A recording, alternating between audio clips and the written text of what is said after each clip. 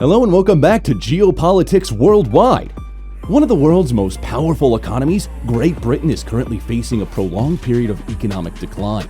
At its height, the British Empire spanned nearly a quarter of the globe, but today the country grapples with multiple economic challenges. Since 2008, real wages, those adjusted for inflation, have steadily decreased. By April 2023, the average wage has fallen below that of February 2008, resulting in a loss of £10,700 per year for the average worker. This decline in living standards is expected to persist, with projections indicating that household incomes may not recover to pre-pandemic levels at least until 2027. The COVID-19 pandemic exacerbated these issues, plunging Britain into a severe cost of living crisis. Despite the government's affairs, including a €78 billion support package, inflation has soared to its highest level in 4 decades. As a result, many households are struggling, with 1 in 10 people going without electricity or gas at least once a month. The ongoing economic strain has contributed to political instability, with populist leaders rising to power, promising solutions but often failing to deliver tangible improvements. A key turning point in the modern UK economy was the Brexit referendum in 2016. The decision to leave the European Union, narrowly backed by 52% of voters, has had long-lasting economic repercussions. Although some feared the worst, Brexit has significantly impacted various industries, particularly those dependent on European supply chains. For example, car manufacturers had hit its lowest production levels in 66 years, and other sectors like fishing and manufacturing have also struggled. These industries often employ lower-income workers, further worsening economic inequalities. Political instability has worsened the situation.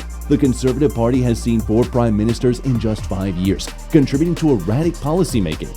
One of the most significant examples was Liz Truss's economic plan, which proposed major tax cuts and increased borrowing. This plan triggered financial turmoil, leading to a sharp drop in the value of both the British pound and rising government borrowing costs. This period of instability has coincided with the slowest real household income growth in modern history, further cementing the UK's economic decline. Geographic inequalities have also deepened, with wealthy areas like Kensington and Chelsea enjoying incomes more than 4 times higher than poorer regions such as Nottingham. While the UK remains comparable to European economic powerhouses like Germany and France in terms of GDP and average income, these figures primarily reflect the wealthiest households. In contrast, the average British citizen is now 20% poorer than their counterparts in Germany and France, with lower-income individuals facing a 27% income gap. To fully understand the UK's current economic struggles, it's crucial to examine its historical context. During the Industrial Revolution, Britain was a global leader in technological advancements, such as the steam engine and railway networks, which underpinned its economic dominance. However, the 2 world wars shifted the country's focus to war production, resulting in a massive national debt.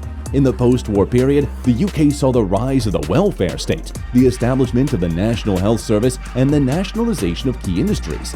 However, since the 1970s brought economic challenges as the country shifted from an industrial economy to a service-based one. This transition was marked by an industrial decline, labor unrest, and the decline of traditional industries. Under Margaret Thatcher's policy of deregulation and privatization, these industries continued to suffer, while the country increasingly focused on sectors like finance and business services. Although this shift initially brought economic growth, it also created widespread job losses in industrial sectors, contributing to regional disparities and rising income inequality. The financial crisis of 2008 exposed the UK's over-reliance on financial services and highlighted a lack of investment in critical sectors like education, infrastructure, and healthcare. The NHS was once a symbol of British social progress and is now under strain due to chronic underfunding and an aging population. Waiting times for medical care have doubled since 2024, and the quality of services has significantly deteriorated. One of the UK's most pressing issues is its productivity slowdown. Before the 2008 financial crisis, productivity was growing at around 2% annually. However, productivity growth has stagnated since the crisis, with investment levels also falling behind other developed countries.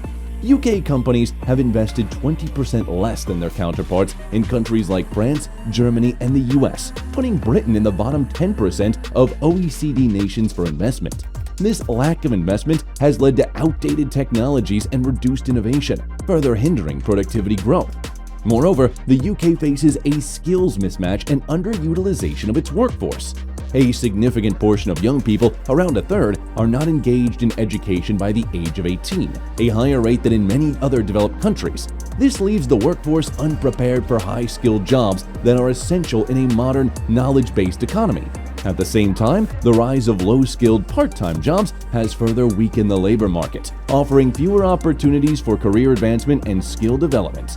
Public spending cuts have exacerbated these issues, leading to underinvestment in infrastructure and technology, both crucial for productivity improvements.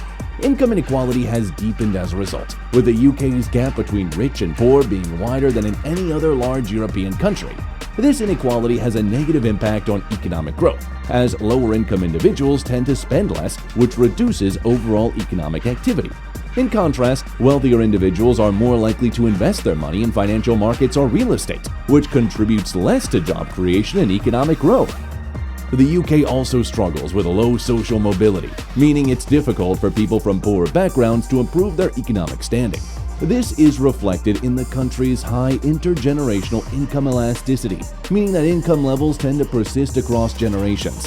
High taxes and public spending cuts have limited people's abilities to accumulate wealth, further entrenching economic inequality.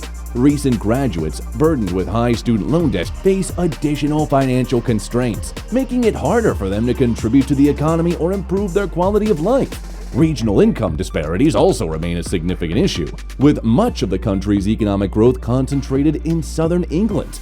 To address these imbalances, the UK must invest in cities like Manchester and Birmingham, which have the potential to contribute more to the national economy but are also currently underperforming.